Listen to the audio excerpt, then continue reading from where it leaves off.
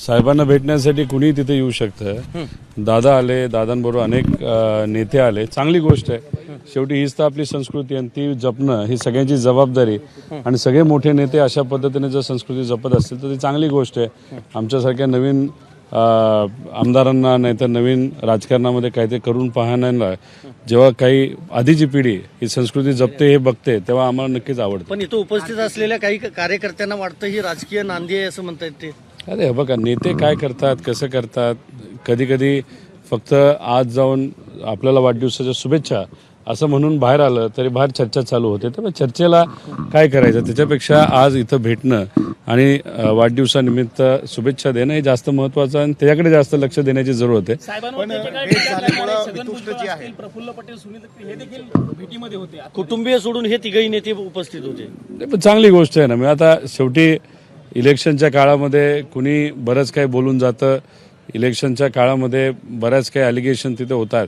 पण आज वाढदिवसानिमित्त ते सुद्धा 85वा वाढदिवस आहे आणि त्यानिमित्ताने इथं सगळे येऊन शुभेच्छा देत असतील तर मला असं वाटतं पत्रकार म्हणून तुम्ही सगळ्यांनी पण शुभेच्छा दिल्या असतील तर तुम्ही सुद्धा पॉझिटिव्ह आणि निगेटिव्ह दोन्ही बातम्या देऊन शुभेच्छा देतात. तर चांगली गोष्ट आहे. राजकारण सध्या पाहायला मिळालं, त्यानंतर पाहायला मिळाले, ते कमी होईल हे सगळं पाहायला. माझं एकच म्हणणं आहे, विकासाचं राजकारण असावं, कटुता नसावी. कटुतेमुळे फक्त टीका होत असते, त्यात कोणाचं भलं होत नसतं. आज असं सकारात्मक राजकारण बघायला मिळतंय, ते आमच्यासारख्यासाठी अतिशय चांगली गोष्ट आहे. पण साहेबांनी आज भेट देत असताना म्हणजे एक जे पाहायला मिळालं की पवार कुटुंबियांचा एक सण होता जो एकत्र पाहायला मिळायचा पाडवा, आणि त्यानंतर यंदाचा पाडवा मात्र वेगवेगळा पाहायला मिळाला. नंतर आज वाढदिवसानिमित्त भेट झाली आहे, तर या सगळ्याकडे कसं पाहतो? वाढदिवसानिमित्त पूर्वीचा जे काही काळ होता ज्याच्यामध्ये आम्ही सर्वजण कुटुंब म्हणून राजकीय लोक नाही म्हणून पण कुटुंबीय म्हणून आम्ही जे भेटत होतो ती खऱ्या अर्थाने कुटुंब म्हणून चांगली गोष्ट होती. काही प्रमाणात इलेक्शनच्या काळामध्ये भेटता आलं नव्हतं. आता इलेक्शन संपलेलं आहे आणि याच्यात कौटुंबिक संबंध जपण्याची जबाबदारी जर आधीच्या पिढीने तिथं घेतली असेल ती चांगली स्वागत करण्यासाठी गोष्ट. मंत्रिमंडळाचा तिढा अजून सुटलेला नाही आहे. कौटुंबिक सोबत राजकीय संबंध देखील आगामी काळामध्ये सोबत राहतील असं वाटतं. शेवटी आता माझं वय 38 आहे. लहानपणीपासून दादांना मी जवळून बघितलेलं आहे, साहेबांना बघितलं, ताईंना बघितलेलं आहे आणि गेल्या 2 वर्षामध्ये जी काही कटुता आली आहे राजकीय दृष्टिकोनातून त्यामुळे 36 वर्षाचा जो काही संबंध आहे नाहीतर त्यांची जी ओळख आहे, त्यांनी मला केलेली मदत, नाहीतर मी त्यांच्याकडे बघून माझ्या पर्सनॅलिटीमध्ये केलेले बदल, ह्या गोष्टी काही आपण संपवू शकत नाही. त्यामुळे कटुता असणं राजकारणासाठी कुठल्याही प्रकारचं म्हणजे भाजप विरुद्ध आम्ही असू नाही तर कुठल्याही विचाराच्या विरोधात असू, कटुता आली की तिथं फक्त टीका होते, त्यात काही लोकांचं भलं होत नाही. त्यामुळे हे जे काही सकारात्मक भूमिका नेत्यांनी तिथं घेतलेली आहे ते सुद्धा व्यक्तिगत जीवनामध्ये ती चांगली आणि स्वागत करण्यासारखी गोष्ट आहे. राज्यातला मंत्रिमंडळाचा तिढा अजून सुटलेला नाही. अमित शहांना आज भेटणार आहेत अजितदादा. आता दिल्लीमध्ये निर्णय घेतले जातात सर्वच नेते. काल असं कळालं की फडणवीस साहेब सुद्धा होते.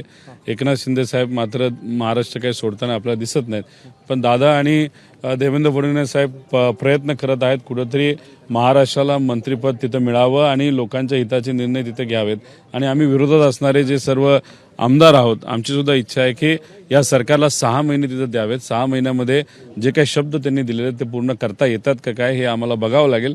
आणि जर त्यांना ते करता आले नाही तर मग आम्ही राजकीय भूमिका त्या बाबतीत नक्कीच घेऊ. नेते पाहायला मिळाले, तुमच्या पक्षाचे प्रदेशाध्यक्ष पाहायला मिळाले नाही आज सकाळी. इकडे ते दिल्लीत आल्याचं कळालं होतं, मात्र अजित पवार आले त्यानंतर ते आले नाहीत का?